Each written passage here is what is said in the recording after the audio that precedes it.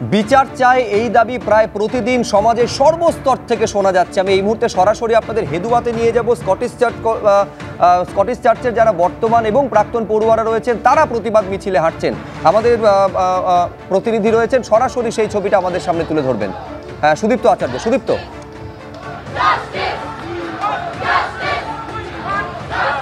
একদমই দেখো, মিছিল শুরু হয়েছে স্কটিশ চার্চ কলেজের থেকে এবং স্কটিশ চার্চ কলেজের প্রাক্তনী এবং বর্তমান যারা ছাত্রছাত্রী তারা কিন্তু একসঙ্গে কাঁধে কাঁধ মিলিয়ে মিছিল করছেন এবং তারা যেটা বলছেন যে আরজিকর কাণ্ডে যে নৃশংসভাবে চিকিৎসককে যেভাবে হত্যা করা হয়েছিল তার প্রতিবাদে তারা রাস্তায় নেমেছেন এবং এই মিছিল তারা চেষ্টা করবেন আরজিকর পর্যন্ত নিয়ে যাওয়ার জন্য। কিন্তু আমরা জানি যে ওখানে যেহেতু পুলিশ যেতে দেবে না, তাই জন্য শ্যামবাজার পর্যন্ত যতদূর তারা যেতে পারবেন সেই অবধি তারা যাবেন মিছিল নিয়ে। এবং তারা যেটা বলছেন যে যতক্ষণ পর্যন্ত না প্রকৃত যে অপরাধী তাকে শাস্তি দেওয়া হচ্ছে ততক্ষণ পর্যন্ত কিন্তু তারা তাদের এই আন্দোলন চালিয়ে যাবেন। তারা শুধু আজকে নয়, এরপরে দরকার হলে তারা রাজপথে নামবেন। আমরা দেখাচ্ছি সেই ছবিটা, একেবারে এইটা প্রায় প্রতিদিন দেখা যাচ্ছে এবং আপনারা বুঝতে পারছেন যে সমাজের একেবারে সব স্তর থেকে বিচারের দাবিটা কতটা জোরালো হচ্ছে। আমি এইখানে অর্চনা মজুমদারের কাছে আসবো। এখনো পর্যন্ত অর্চনাদি কিভাবে ধর্ষণ এবং খুনের ঘটনা এক নাকি একাধিক কালপ্রিট তার সঙ্গে জড়িত সেটা স্পষ্ট নয়, মোটিভ অফ মার্ডার সেটা স্পষ্ট নয়, কিন্তু তৃণমূলের তরফ থেকে, তৃণমূলের যে ভাইরাল ভিডিও দেখালাম, তারা কিন্তু একেবারে আপনাদের দিকে আঙুল তুলছেন যে তৃণমূলকে কালিমালিপ্ত করার জন্য রাজনৈতিক স্বার্থে এই ঘটনার সঙ্গে আপনার দল জড়িয়ে রয়েছে। দেখুন, আমি এই রাজ্যের বড় হওয়া, এখানে পড়াশুনো করা, মহিলা ডাক্তার এবং এই সরকারি কলেজে চাকরি করা, নাইট ডিউটি করা, আমার জীবনের অভিজ্ঞতা দিয়ে আমি বলছি, আজকে আরজি করার মতো 165 বছরের পুরনো একটা হাসপাতালের যে নারকীয় যে মানে এই ঘটনা ভাষায় বিবরণ হয় না, বলতে গেলেই বুকের ভেতর একটা। তো আমি আমাদের সময় পশ্চিমবঙ্গ আরজি কর সরকারি হাসপাতাল, সরকারি ব্যবস্থাপনা, প্রিন্সিপাল, এমএসবিপি, হাসপাতালের পরিবেশ এবং আজকের এই ঘটনা কিছুতেই মেলাতে পারছি না।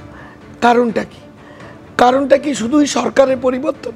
না, কারণটা হলো একটা কারাপশান, দুর্বৃত্ত যারা কারাপশান করে তারা রন্ধ্রে রন্ধ্রে হাসপাতালের অ্যাডমিনিস্ট্রেশন, পেশেন্ট ভর্তি, ডাক্তারদের পাশ।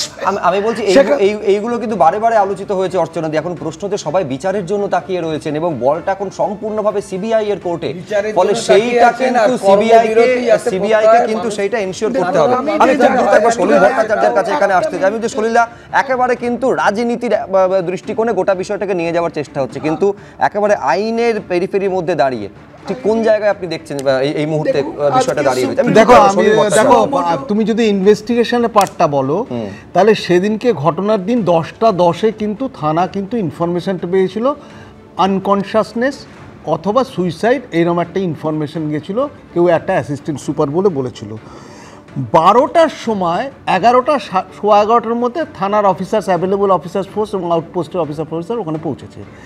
12টার সময় হোমিসাইড স্কোয়াড এবং ভিডিওগ্রাফের ক্যামেরা নিয়ে পুরো টিম পৌঁছলো। 12:30টাতে সিনিয়র অফিসাররা পৌঁছলেন। তুমি চিন্তা করে দেখো, 2.5 ঘন্টা পরে ডাক্তারে ভর্তি যে মেডিকেল কলেজ, সেখানে 2 ঘন্টা 45 মিনিট পরে তাকে ডেট ডিক্লেয়ার করা হলো। 17:10 17:10 তার ডেড বডি মর্গে পাঠানো হলো। তার আগে ইনকোয়েস্ট হলো এবং ইনকোয়েস্ট হওয়ার পরে তারপরে পোস্টমর্টেমে হলো 18:10 থেকে 19:10 অবধি।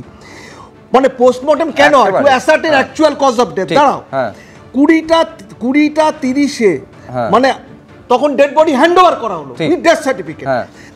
23:45 কেস হলো। একেবারে আমি বলছি এই টাইমলাইন, একদম এই টাইমলাইন নিয়ে সুপ্রিম কোর্টে আগের দিন রীতিমতন প্রশ্নের মুখে রাজ্যের আইনজীবীকে পড়তে হয়েছে।